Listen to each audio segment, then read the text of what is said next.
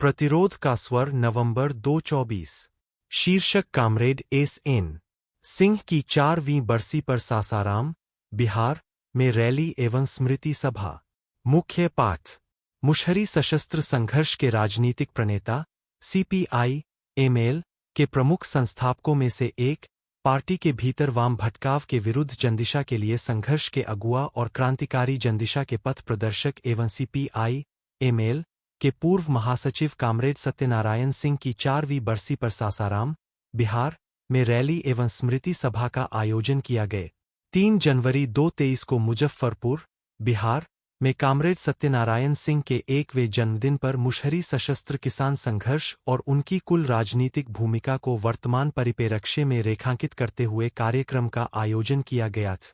23 अक्टूबर 2024 को उनकी 4वीं बरसी के मौके पर पुराने शाहाबाद जिला के सासाराम में रैली व स्मृति सभा आयोजित कर पार्टी ने अपनी कतारों को पार्टी इतिहास एवं क्रांतिकारी पार्टी निर्माण की जरूरत एवं देश में बढ़ते फांसीवादी हमलों का मुकाबला करने के लिए कामरेड एस.एन.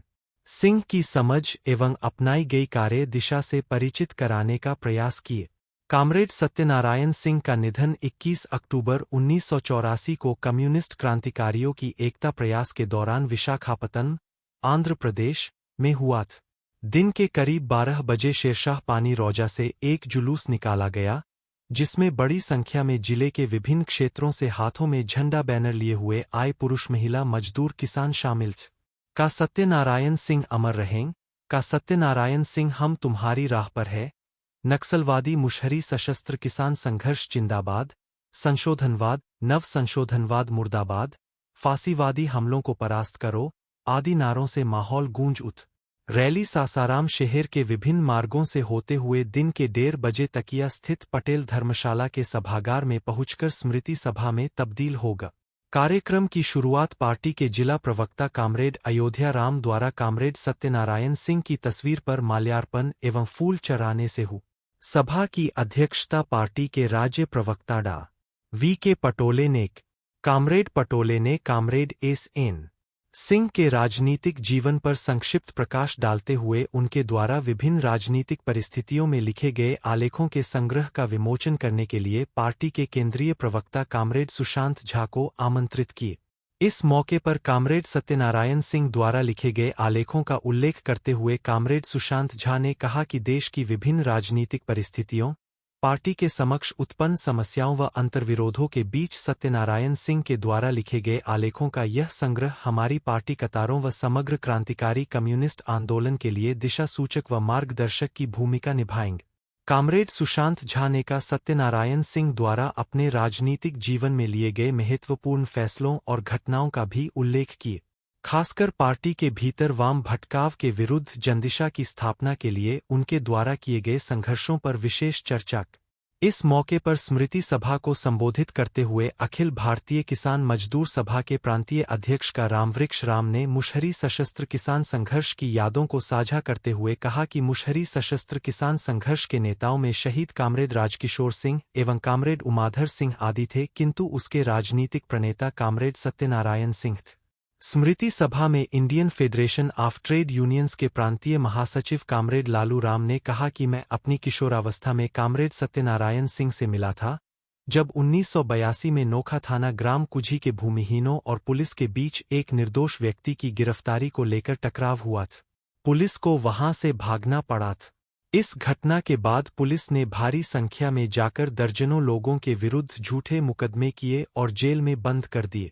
उस समय कामरेड सत्यनारायण सिंह सासाराम मंडल कारागार में बंद सभी लड़ाकू भूमिहीनों से मिलने के लिए आए और उनका साहस बढ़ाए। इसके अलावा का एस.एन. सिंह तत्कालीन बिहार, जिसमें झारखंड भी शामिल था, के अग्रणी मजदूर नेताओं में थे।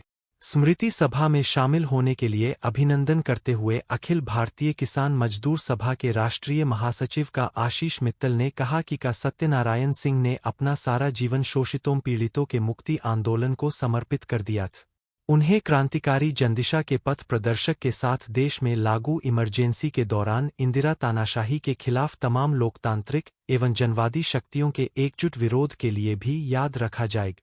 उन्होंने कहा कि आज देश में आरएसएस बीजेपी के नेतृत्वाधीन मोदी सरकार के फांसीवादी हमलों को देश की धर्मनिरपेक्ष लोकतांत्रिक ताकतें झेल रही है। अल्पसंख्यकों को खासकर निशाना बनाया जा रहा है। देश में अंधराष्ट्रवाद की हवा बहाकर आम जनता को आपस में लड़ाने के बीच देशी व विदेशी कारपोरेटों को लूट की खुली छूट दी गई है। फांसीवादी हमलों के खिलाफ जनवादी, लोकतांत्रिक एवं क्रांतिकारी ताकतों को उन्होंने एकजुट होने का आह्वान किया। सभा के आखिरी में सभाध्यक्ष कामरेड वी.के. पटोले ने कहा कि कामरेड सत्यनारायण सिंह के राजनीतिक जीवन से हमें बहुत कुछ सीखने को मिला है। वे एक बेहतरीन वक्ता के साथ साथ जबरदस्त पहलकदमी वाले इंसान थे। वे जिस बात को सही समझते थे, मजबूती से कदम बढ़ाते थे और जब वे अपनी भूल को महसूस कर लेते थे तब वे उसे बेहिचक स्वीकार करते हुए सुधारते भी थे। उनके राजनीतिक जीवन में 2 बार ऐसे मौके आए जब उन्होंने एहसास होते ही अपनी गलती को सुधारा।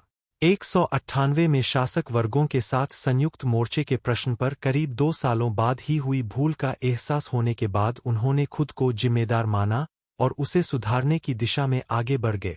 उसके पूर्व वाम भटकाव के विरुद्ध उनकी आत्मालोचना रिपोर्ट भी इस बात का सबूत है कि अपनी गलतियों के लिए आत्मालोचना से सत्यनारायण सिंह को कोई परहेज नहीं था। पटोले ने कहा कि मात्र 61 वर्ष की उम्र में उनका निधन हो गया जबकि पार्टी और देश को अभी उनकी और जरूरत छ।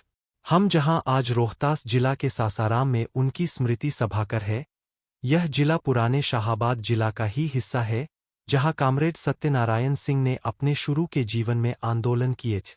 सभाध्यक्ष ने जवजनवादी क्रांति को पूरा करने और फांसीवादी हमलों को परास्त करने के आह्वान के साथ मंच से सभा समापन की घोषणा की।